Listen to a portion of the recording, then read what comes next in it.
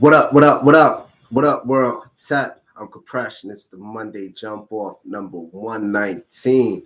Welcome, everybody. It is April 24th, and just very happy to be here with you all this early morning.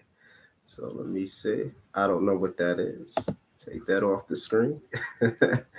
A lot to get through, but before I start, like some days I like to open up with a good read. So, coming in with Acts of Faith today by Alana Von Zant. It's good books to have. I got a few of them. Those daily motivational books. I was thinking about actually doing my own daily motivational book.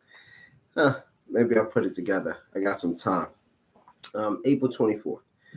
It's from a dope brother named Naeem Akbar. The opening statement: men build institutions so that 400 years later, their descendants can say that's what he left, or even what she left, right? That's so important. Build something, create something within your family circle. It says Frederick Douglass warned us many years ago that as long as we are not the direct beneficiaries of the fruits of our labor, we will remain slaves. There is something insidious about a contentment with working for someone throughout your life. Silently, it says you need me. It is embedded in your consciousness.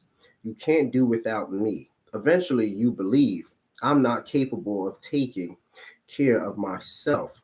Eventually, you stop trying.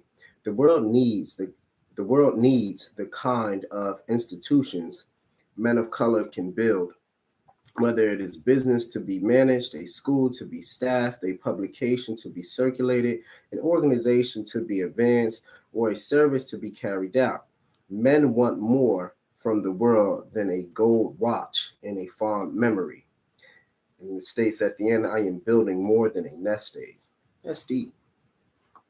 But it's so true. I think ultimately it goes for everyone. You got to take some risk, and that goes with the title of today, Monday Jump Off. Take calculated risk. It is perfectly fine to try things and to fail, and to try again and to fail. And it is perfectly fine to work a 9 to 5. Does that make sense? Most everyday millionaires or millionaires due to their 401k. Just a true fact. Most people who have become millionaires have some type of college degree. The second group, they at least have a high school diploma. The third group, they never graduated from any school, 9th grade dropout, 10th grade, 11th grade, 12th grade dropout. But that's only like 10%, 15% of those millionaires mentioned. So education is key. Ingenuity is key, and taking calculated risk is key. I want to continue on. I'm going to do some house cleaning before I continue. Check out www.prtl.com, aka portal.com. Use access code BELITE for 15% off. Once again, that's www.prtl.com. Check it out. All your recovery, workout stuff, cool products for the mind, body, and spirit. Head there. To support me in my channel and what I do, you also can check out www.BELITENYC. That's BELITENYC. Get yourself a shirt or something, a hat, anything. Just, email if you have questions about fitness. And if I can assist you, I can assist you. Next on the agenda, I want you to check out Elevate. It's a good app for your mind, works on your math, your grammar. It's just really dope. Keep the brain flowing. Takes about 5 minutes a day. Just getting back into it. I had a run streak of 57 days, not missing a day. So just trying to get my streak back. I'm going to shoot for at least 100 days this time, at least 100. Next is, all right, so we got the Elevate. Oh, if you are pregnant and you're looking for a doula, check out Medicine of Essence. The link is also in the description. good team of doulas. These sisters really know what they're doing about birthing. It's just and all you'll have an awesome experience. They travel to you, and they're out of DC, so enjoy that as well. I just want to give them a shout out. I think they're doing dope work, and I'm gonna try to have more information on stuff like that of other sisters doing the same thing, and just sort of spread that out and try to get into some schools that I want to discuss and need support, and yeah, just have a good time like that. So calculated risk. It's um, it's a must. It's a must. You have to go out into the world and take what you have and try to manifest it forward, right? But that doesn't mean you have to completely jump out the window. Some people do, to stay motivated. So when I think about it like in tiers, like your tier one risk takers, they're all in, right? There's that all or nothing. And a lot of the times they get the most things done, but it's completely all or nothing. Only thing is, they tend not to have a B side plan to recover, right? If it fails. So all or nothing means just that. Go for broke. That's it, and then you burn yourself to asunder if it doesn't work. And I think that's cool to pursue. Might not always be the smartest because there's so many other ways now to make money, to advance yourself, to educate yourself. You can pretty much almost become an octopus to a degree around what you want to do and make a better safety net. But to the all or nothing, keep being great, keep going for it, and try not to burn yourself completely dry in pursuit. Learn to take a step back or two and go like, all right, let's reevaluation. Sometimes the all or nothing, they lack reevaluation, and that sometimes can be dangerous, right? Because now you're leaving too much to chance, too much to a coin toss. You want to control as much as you can until your opportunity meets its fate, and then threshold you to success. But that's tier one, all or nothing. Always salute to that attitude. Um, yeah, tier two. You are you are working at a particular place, learning what you need to learn, and then you're slowly building everything in the back. So a lot of stuff with tier one, they try to build from the up all the way down. I'm gonna go here and then just build my base.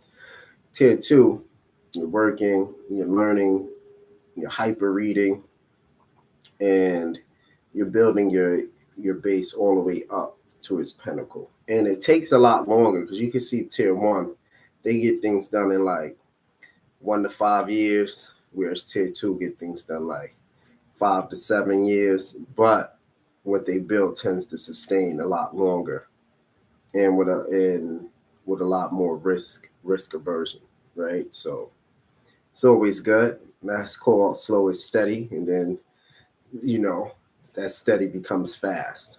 But they on this end, they become so comfortable with their work, they start trying to split themselves in half, stressing themselves out. They have to learn when to take the shot from tier one. Right. So tier two, learn to take your shot and to move on and be done with it. And then that's going to be very important for you to really sustain or really be your own business. And then there's just tier three.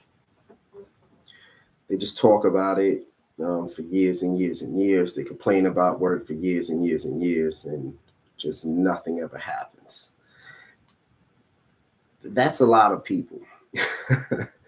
I had this idea. Did you write it down? I had this thought. Did you speak to somebody like this? I feel this. Are you reading the books on that? I want to do that. Are you getting me to the courses of that? And I think that's really where a lot of people sit. And I think the best way to help with that is to get around people who's already doing. Start going to those social events, start popping up, start meeting people who can assist or help start following people who's about, motivating and pushing you forward. Start really saving your money. Start really writing your ideas. Start really speaking it to existence. And most importantly, you might just have to be quiet and just do what you said you're going to do. Start taking some steps. And so those are like the three tiers: the ultimate risk taker, all or nothing; the in between, um, work and their goals, and then those that just talk about it but never really accomplish much. So we call those ghost entrepreneurs, in between entrepreneurs, and then like super entrepreneurs. But either way, calculated risk, building a team, meeting people, having access. Technically, all businesses access and communications. All businesses meeting people with particular skills and being a good human being to all and being educated as far as what you want to produce. So there you have it, calculated risk. Our book for today, my fitness book for today, is Warrior Speed. Now, this book here, this came out in, I want to say 2000 flat, maybe 2001, but definitely this is a good book for everybody to have. Warrior Speed by Ted Weimann. If you're into that, the speed book for all martial artists is on the cover. Caught my eye back when, and it's a good page in here. I always liked. Deals with like training plans and all this other stuff. Okay, so this was chapter 6, the mental training. Clearly, I always like the mental training stuff. So he gives some things to rate your motivational factor that I think was cool. It says 1, action, actively partaking in training and or competition. 2, spectator, watching others train or compete. 3, coaching, learning from coaches, books, videos, and demonstrations. 4, past experience, thinking about your past triumphs, hard battles, or enjoyable moments. 5, future, thinking about or constructing mental images about your future performances. 6, feelings of well being, mental or physical feelings associated with being fast or in shape or performing well. 7, solo workouts, working out alone or competing against your own personal record rather than against an opponent. 8, companionship, working out with others for support, motivation, or for the stimulus of competition.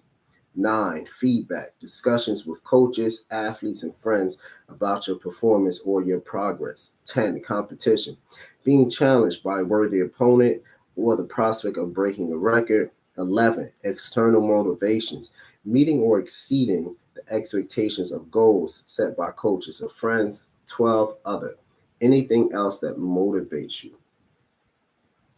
And then it goes on to how you write a brief description of your goals and the center of the sheet. It's just really good. But it really dealt with like how you train and just the different states. Um, it's just a good chapter. So Warrior Speed. This is a good throwback. I guess it's like 22, 23 years old. So keep this, giving you a little trainer secrets, and it's just good to have. Now let's get into some entertainment things, and be signing off in a bit. What a great fight that was by Gervonta Tank Davis and Ryan Garcia. I told friends I didn't call it out online, but I did tell friends I seen Tank winning in 6 to 7 rounds. I thought Ryan would do enough to keep him off with his range long enough, but then I think I just knew and thought Tank would catch him eventually in one of the 6th or 7th rounds. And voila, liver shot. I know it's a lot of weirdos saying online saying that it was rigged and the punch wasn't hard. The fact of the matter is this: He threw the hook. He came right underneath. Nice shovel punch right to the liver. If you've never boxed and you've never been hit like that, please cut it out. It doesn't take much to have that liver shut your body down. So, shout out to Tank Davis. I think Ryan Garcia goes on to continue to have a great career and grow from this. And Tank, whoever he facing, they got to be prepared to go. They got to be thinking not 12 rounds, 15 rounds. They got to be thinking old school. You got to be in the fire a long time. And the kid got a lot of skills, a lot of setups, a lot of good feints. He doesn't need to throw a lot of punches, but when he he hits with proper intent and proper accuracy. And that's going to be key. So whoever he fight, if he fights, Devin Haney or Loma after their fight, that'll be really amazing. And I just want him to keep doing well. What up to everybody in Baltimore? Salute. And yeah, that was just an incredible setup, a real incredible setup.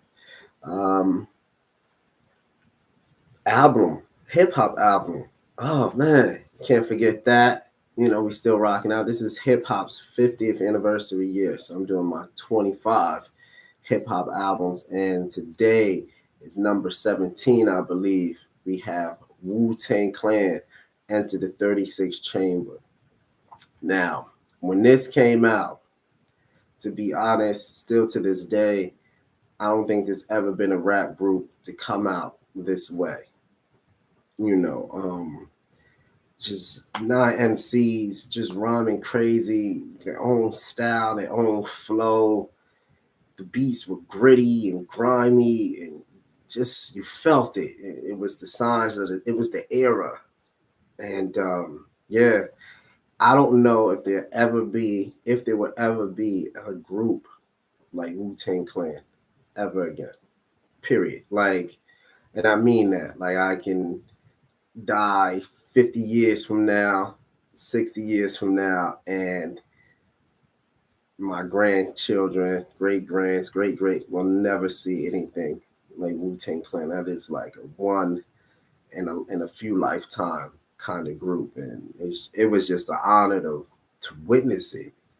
Like just everything, the rhymes. This is crazy, just crazy. I like you kind of had to be there to see it. Like you had to be old enough to like realize it, but then what you were seeing happening was just phenomenal. And I think the first Resident Evil came out on PlayStation 1 too. So shout out to that. That was an epic game. Once you got the controls together, ain't nothing been like that. Like that survival horror joint. That was crazy. But yeah, you just had to be there, for that hip hop moment. Like that was a real they had a good run. They had a good like 4 to 6 year run, Wu-Tang. Like it's a hell of a run they had. They were just everywhere. Wu-Wear and all the subgroups, Wu Gambinos, Killer Army. Like it's just, oh man, just had to be there to witness it, I guess. But Enter the 36 Chambers, shout out to RZA for piecing all those puzzles together and then creating that one force, and it just shot out. So I'll never forget that. Never ever forget that. Regardless if you didn't like them as a group or whatever, for whatever reason, but I've never met anybody that did not like Wu-Tang Clan, like period, anywhere. Like I would be remiss to say that a person like that even exists, even in this new age, hyper judgmental, hyper like shooting people's accolades down, and just to big this self up. Like it's a hyper thing of that happening now within this generation. It looks like, but regardless of all that, Wu-Tang, man, Wu-Tang is forever. Like no doubt about it, for sure. So I say all that to say this. I'm Kapresh. This has been the Monday Jump Off, number 119. I'll see everybody next Monday. Remember, if you have anything you want me to discuss, please DM me, Netaru Rush, on Instagram. That's NTRURESH. Now you know how to pronounce it. And yeah, let's just keep building this community. When I get to 300 subscribers, I'm gonna do something really, really dope. And we're chasing just 300, and I think I'm gonna give away like 10 gifts. 10 gifts. I'm gonna give a gift, maybe like 10 books away to different subscribers. So gotta get to 300, and then I love giving books out. Even and the books might even have money in it. I'm old school like that. So might have money in it, but you'll definitely be receiving a book. I'm gonna give that to 10 people as soon as I get to 300, and then I'll just double it the next 300. So that's the goal. All right, team. I'm gonna make this money. Go be super trainer. I'm feeling good. Remember, stay committed to your goal. You're the king and queen in your life, and I'll see you next week. Peace.